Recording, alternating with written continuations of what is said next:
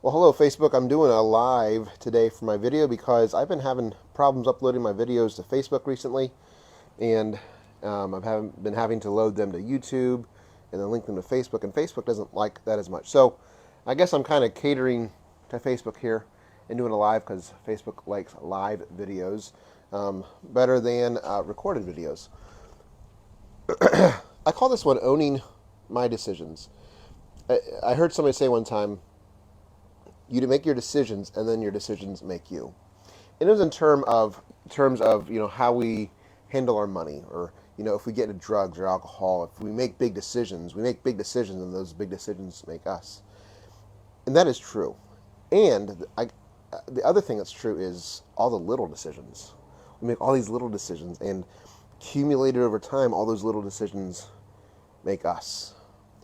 And I was really prompted about this when I was talking to somebody last week, and it's this idea about, sometimes we make a decision that's so firm, it feels like, well, I can't do that. For example, could I empty my life savings and fly out to Vegas and gamble it all away? Yeah, I could do that. But I've made such a hard line decision that I won't do that, that it feels like, well, I can't do that. But it gives me power of my decision to say I cannot. Not that I cannot, but I won't do that because I could. Today I could empty out my life savings and go to Vegas and gamble it all away. I will not do that. And too often, I found myself doing this, and I talk to other people, and they say, "Well, I can't do that." And it's not that they can't, but it's that they won't. And when I put myself in the driver's seat, there's this idea about radical ownership. I'm embracing this idea about radical ownership in my life. I'm exactly where I am today because of every single decision that I've made. I'm doing this live right now because I made a decision to do this. I'm owning the decisions in my life. And when we say, well, I can't do that, we are we're subcontracting off the decisions we're making to just a powerless option that we have to not do it. I can't do that. I was talking to somebody last week, and they wanted to call me and ask my advice on some stuff, and our schedules are busy during the day, and so daytime wasn't working, so he asked if we could meet in the evenings. And I said, I have a very firm boundary with my family, that I am with my family in the evenings. Now, that's sacred is the word that came to mind. I don't know if it's a sacred time, but it's a time for my family. And I try not to do, no, I don't do anything outside of family stuff in the evenings. So I said to him, it's not that I can't, but it's that I won't have that phone call during an evening. We need to find another time to do it.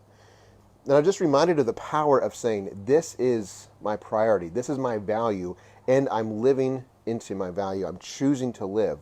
And it's the ownership, it's the radical ownership idea.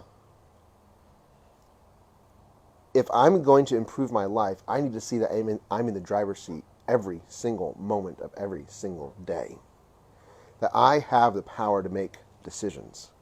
Now, for me, I rely on God's strength and God's wisdom and guidance from my mentors and others around me to help me make those decisions. But ultimately, I get to make that decision. And if I'm on this journey of growth, and if I'm on this journey of being more authentic and being more vulnerable, and and being a leader, getting to heaven one day and hearing God say, "Well done, thou good and faithful servant," I have to realize that I am responsible for every single decision that I make. I'm not a victim. No matter what has happened to me in my life, and there's nothing really that I can say that I'm a victim about. But if I want to move forward, if I want to progress in my life, I can't blame anybody else for where I am. The ownership for my decisions, the ownership for where I am in life is right here, right now, today. And it's Jocko Willink wrote a book. I think it's called Extreme Ownership. And it's the idea of no matter what happens, and he's speaking specifically to leaders, and we can apply it on a leader, we can apply it individually, we can apply it for a family, whatever it is. It's not just ownership. It's not just recognizing that I own my life. It's radical ownership. It is ownership to the extreme. Before I was sitting here just kind of playing over in my mind what I wanted to talk about today, and even, I mean, simple things. I had taken my ring off and talked about, and I was just playing with it. I realized I just made a decision to take my ring off. I'm here shifting in my chair. I'm sitting outside enjoying this breeze. These are all decisions that I made. I'm not here by accident. I'm not here because of anything else other than I've chosen to be here. I intend, when I get to heaven, to hear Jesus say, "Well done, Derek, thou good and faithful servant."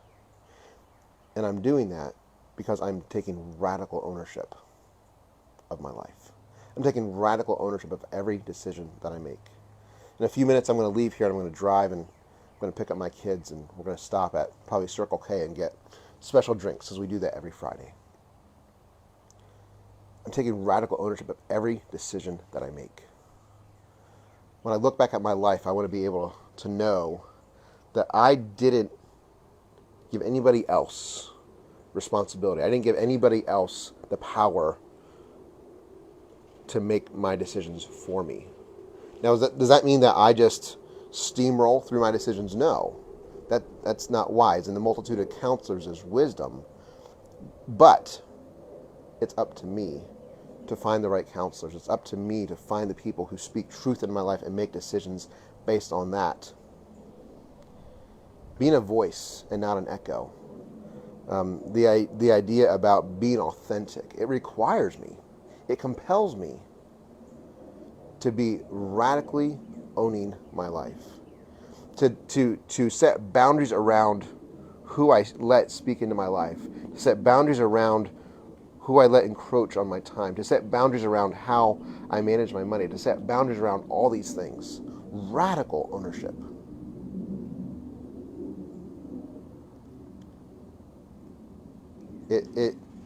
I think back to anybody who's accomplished anything significant. When I think about significance, I think about John Maxwell. He wrote a book called Intentional Living, and in that book, he makes the distinction between being successful, doing things successfully, and being significant. So when I think of significance, I think about John Maxwell. And I think about the way that John Maxwell lives his life, and the way that he talks about his life, and the way that he teaches leaders to lead. That man has radical ownership of his life. He's taken every decision and he's put them right in front of him. He says, these are my decisions to make. I will not be a victim of anything. I will not see myself as a victim of anything. I will see myself as an owner, as a victor in my life, because today I get to make decisions. Today I get to choose what I do. And I know there's some people who might say, well, I've been dealt a bad deck of cards. Okay, well, you can call it a bad deck of cards, but you've been dealt a deck of cards. Okay, what are you going to do with those? I grew up in Africa. I spent the first 8 years of my life in Africa. Then I spent 8 years in Ireland.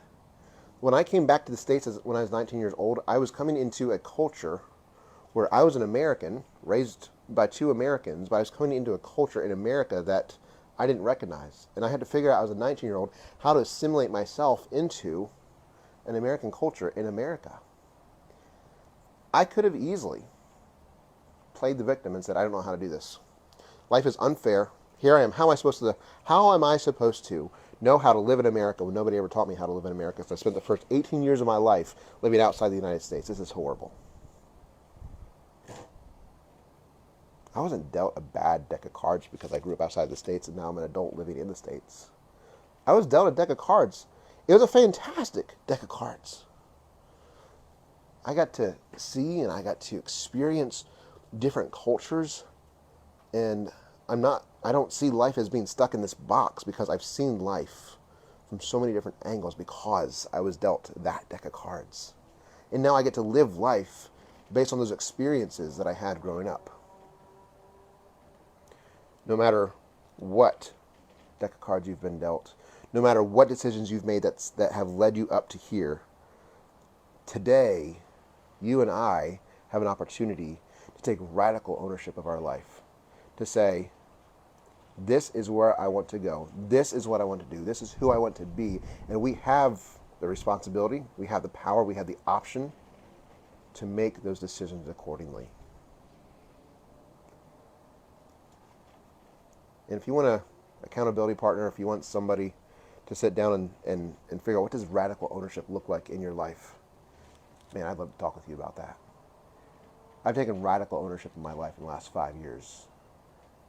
Before that, I don't know that I was playing a victim, but I certainly didn't recognize how much control, how much power, how much responsibility, I like that word better, how much responsibility I had in my life for my life. In the last 5 years, I've been on an incredible journey of growth because I recognize that the responsibility, the powerful change, is squarely and solely in my lap. So, I'm owning my decisions. I live every day owning my decisions. I'm going to hear, well done, thou good and faithful servant, when I get to heaven. That's the mission that I'm on, to lead people with me, to elevate people, to live in such a way that they hear, well done, thou good and faithful servant, because they are taking the responsibility of owning their lives. Not just owning, but taking radical ownership of their lives. And I encourage you to, too. I encourage you to also. There's a better way of saying it. Let's take radical ownership of our lives, and let's move forward together.